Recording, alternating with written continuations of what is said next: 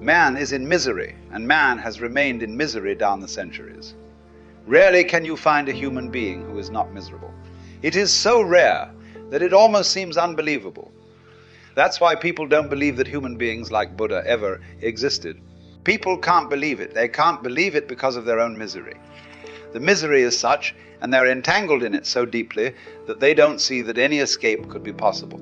People think the Buddhas must have been imagined, that people like Gautam Buddha are dreams of humanity. That's what Sigmund Freud says, that people like Buddha are wish fulfillment. We want to be that way, we want to be out of misery, we would like to have that silence, that peace, that benediction, but it has not happened. And Freud says there is no hope. It cannot happen. By the very nature of things, man cannot become happy. Freud has to be listened to very keenly and very deeply. He cannot be simply rejected outright. His is one of the most penetrating minds ever. And when he says happiness is not possible, when he says that hoping for happiness is hoping for the impossible, he means it. This conclusion is not that of a philosopher. His own observation of human misery led him to this conclusion. Freud is not a pessimist, but after observing thousands of human beings, getting deeper into their psyches, he realized that man is made in such a way that he has a built-in process for being miserable. At the most, he can be in comfort, but never in ecstasy. At the most, we can make life a little more convenient through scientific technology, through social change, through a better economy, and other things, but man will remain miserable all the same. How can Freud believe that a person like Buddha ever existed? Such serenity seems to be just a dream. Humanity has been dreaming about Buddha. This idea arises because Buddha is so rare, so exceptional. He is not the rule. Why has man remained in so much misery? And the miracle is that everybody wants to be happy. You cannot find a single person who wants to be miserable. Yet everybody is in misery. Everybody wants to be happy, blissful, peaceful, silent. Everybody wants to be in joy. Everybody wants to celebrate, but it seems impossible. Now there must be some very deep cause, so deep that Freudian analysis could not reach it, so deep that logic cannot penetrate it. One basic thing has to be understood. Man wants happiness. That's why he is miserable. The more you want to be happy, the more miserable you will be. Now this seems very absurd, but this is the root cause. And when you understand the process of how the human mind functions, you will be able to realize it. Man wants to be happy, hence he creates misery. If you want to get out of misery, you will have to get out of your desire for happiness. Then nobody can make you miserable. Here is what Freud missed. He could not understand that the very desire for happiness can be the cause of misery. How does it happen? Why in the first place do you desire happiness? And what does the desire of happiness do to you? The moment you desire happiness, you have moved away from the present. You have moved away from the existential. You have already moved into the future, which is nowhere, which has not come yet. You have moved into a dream. Now, dreams can never be fulfilling. Your desire for happiness is a dream. The dream is unreal. Though the unreal, nobody has ever been able to reach the real. You have taken a wrong train. The desire for happiness simply shows that you are not happy right at this moment. The desire for happiness simply shows that you are a miserable being. And a miserable being projects into the future that sometime, someday, some way, he will be happy. Your projection comes out of misery. It carries the very seeds of misery. It comes out of you. It cannot be different from you. It is your child. Its face will be like you. Your blood will be circulating in its body. It will be your continuity. You are unhappy today. You project that tomorrow will be happy, but tomorrow is a projection of you, of whatever you are today. You are unhappy. The tomorrow will come out of this unhappiness, and you will be more unhappy. Of course, out of more unhappiness, you will again desire happiness in the future. Then you are caught in a vicious circle. The more unhappy you become, the more you desire happiness. The more you desire happiness, the more unhappy you become. Now it is like a dog chasing its own tail. In Zen, they have a certain phrase for it. They say it's like whipping the cart. If your horses are not moving and go on whipping the cart, it is not going to help. You are miserable, then anything you can dream, anything you can project is going to bring more misery. So the first thing is not to dream, not to project. The first thing is to be here now. whatsoever it is, just be here now. And a tremendous revelation is waiting for you. The revelation is that nobody can be unhappy in the here and now. Have you ever been unhappy here and now? Right this moment, is there any possibility of being unhappy right now? You can think about yesterday and you can become unhappy.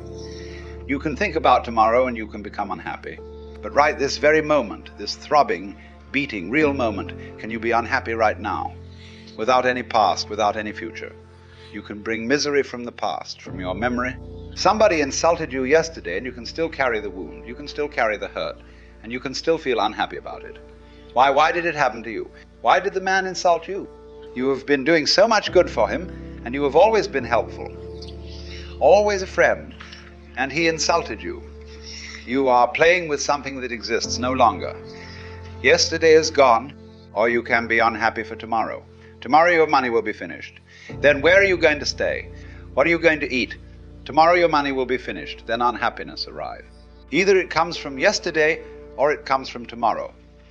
But it is never here and now. Right this moment, in the now, unhappiness is impossible. If you have learned this much, you can become a Buddha. Then nobody is hindering your path. Then you can forget all the Freuds.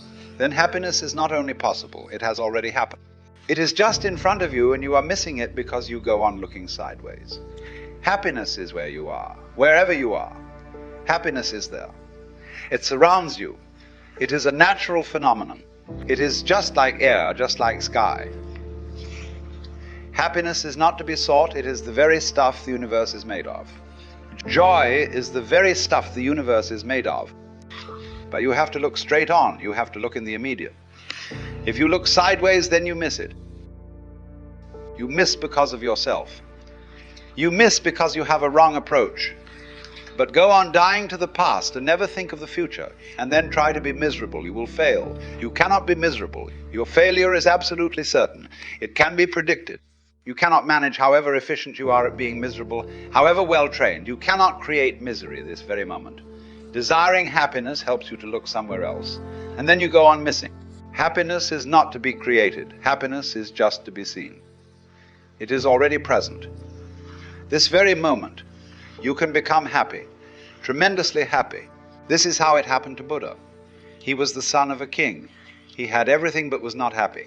He became more and more unhappy. The more you have, the more unhappy you become. That is the misery of a rich man. That's what is happening in America today. The richer they get, the more unhappy they become. The richer they get, the more they are completely at a loss what to do. Poor people are always certain about what to do. They have to earn money, they have to build a good house, they have to buy a car, they have to send their children to the university. They always have a program waiting for them. They are occupied, they have a future, they have hope. Someday or other they remain in misery, but there is hope.